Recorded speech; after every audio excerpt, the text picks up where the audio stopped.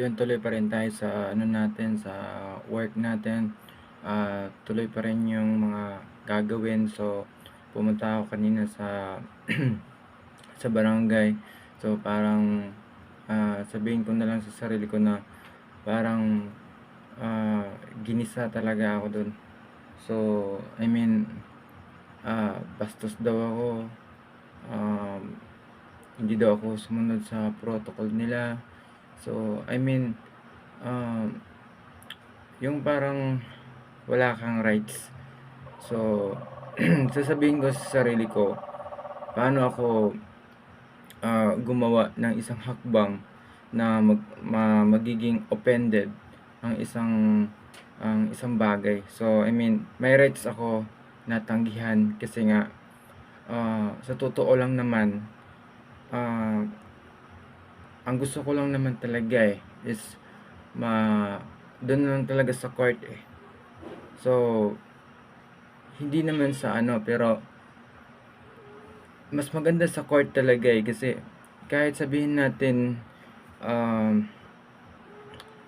kahit gaano pa in-explain mo, kahit gaano pa gumawa ka ng maganda, I mean, for small things na bigla kang sisigawan ng isang uh, tanod captain, uh, yung I mean, yun talaga yung walang respect. Nandun pa yung kagawad, nandun pa yung lupon.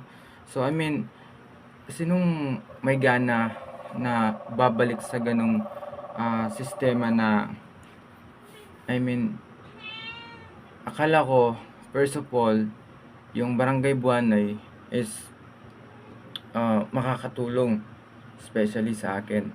Pero hindi.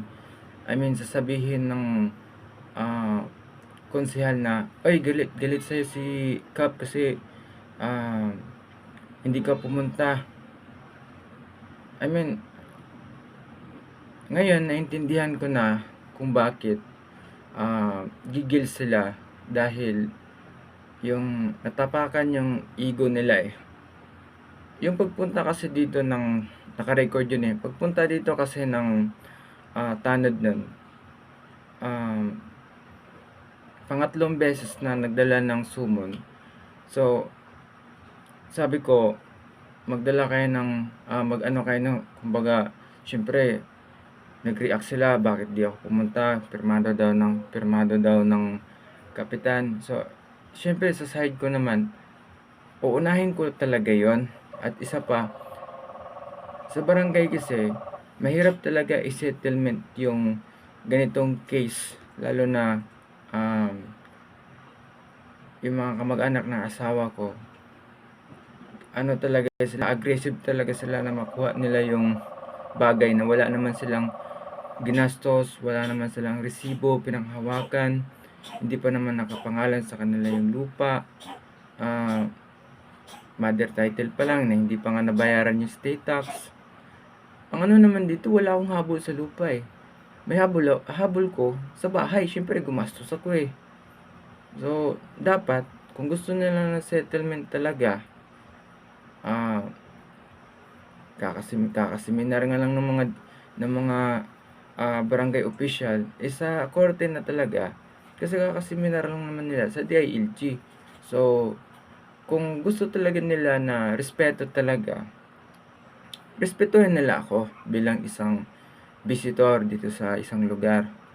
So, wala akong sinabi na masama. Naging tao ako, pumunta ako, in-explain ko kung ano yung mga due process.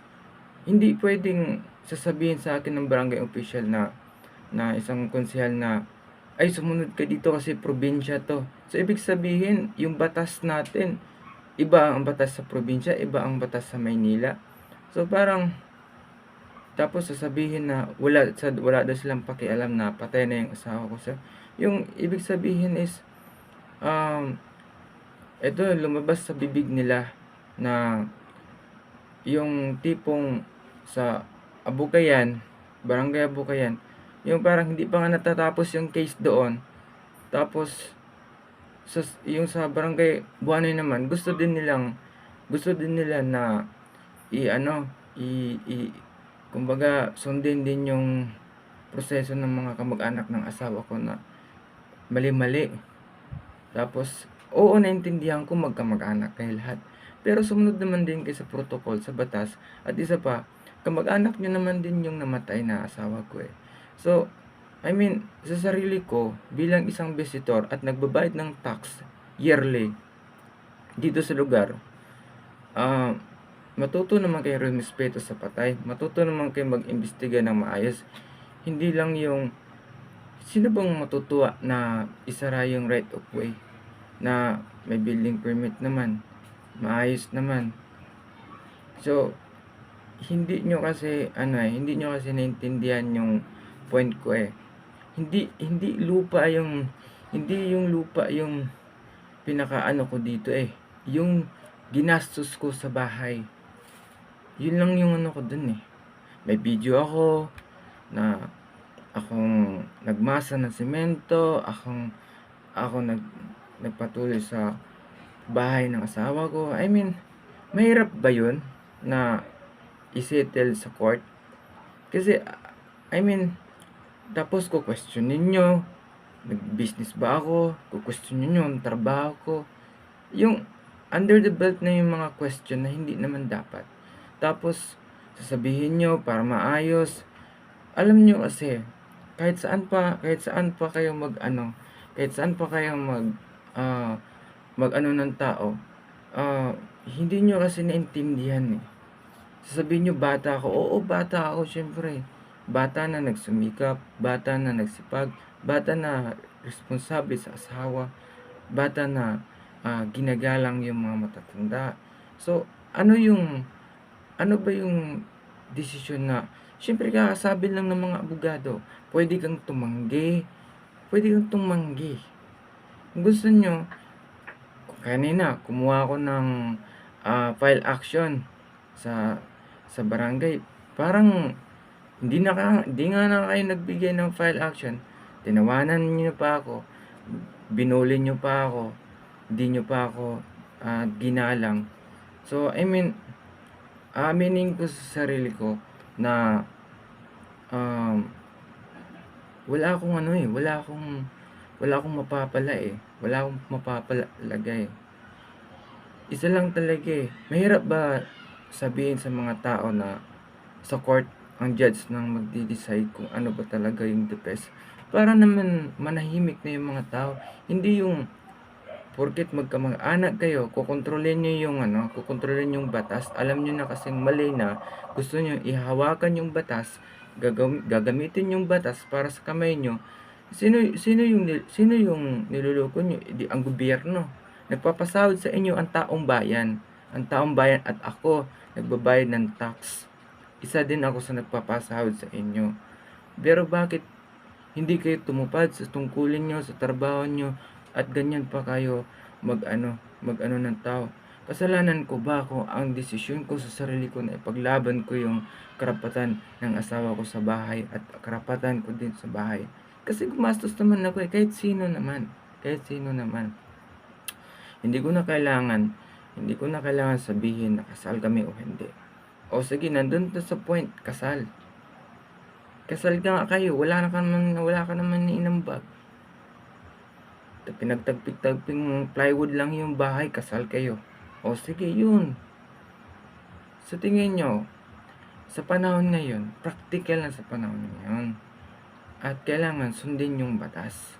So parang pinatunayan ko sa sarili ko dito sa lugar na ito na bilang isang mamamayan, na simpleng mamamayan, paano pa kaya yung pinakababa na tao dito sa lugar kung saan sa parte ng Cebu ay wala ding boses.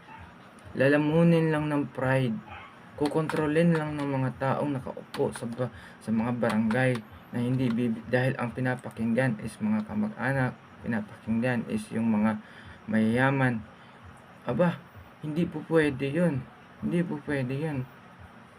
Maging fair naman kayo sa trabaho nyo. Binoto kayo ng taong bayan, gawin nyo ang trabaho nyo. Hindi yung lamunin lang yung sarili nyong kapakanan tapos pagkakaisahan nyo ako. Hindi nyo kasi alam kung ano yung sitwasyon. na nararamdaman ko. Asawa ko yung ginipit. Patay na yung asawa ko, ginigipit pa rin. Ibang usapan na yun. Kumbaga, hindi pwedeng tatahimik lang ako na wala akong gagawin. Oo, nandun na tayo sa punto na bakit ko pa pinupush to. Siyempre naman, kung hindi ko pinupost tong ganitong problema, paano pa kaya yung ibang tao? So, ibig sabihin, yung mga taong nakakangat sa buhay at mga mayayabang at hindi nyo pinag-aralan yung case dahil alam nyo may matanda na, dahil yun yung ano nyo, yun yung pinakadabis nyo, hindi nyo lang naintindihan kung ano yung abuse of authority, kung anong abuse of power sa isang bagay. Nandyan na nga yun in good faith of build, tapos babawin in bad faith of build. Madali lang naman yun eh. Hindi ko na kailangan pang sabihin sa sarili ko na i-claim ko yung isang bagay na hindi ko naman sa akin. Never ako nagsabi na i-claim ko yung lupa. Isa lang sinasabi ko sa point of mind ko, bakit kayo magpapalis kung hindi nyo naman binabayaran yung gastos ko? At isa pa, di nyo na kailangan magpuwersa ng tao para lang mangharas, mambuli. Parang pinatunayan nyo sa sarili nyo na ganun na kayo ka-greedy. O sige, kung greedy kayo, magbayad kayo.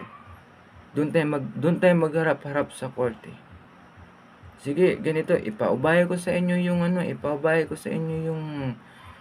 file action ng barangay, tapos i-process nyo sa police station, tapos mag-ano kayo sa tipong sa piskalya, tapos doon ako mag-counterpart. Ganun lang.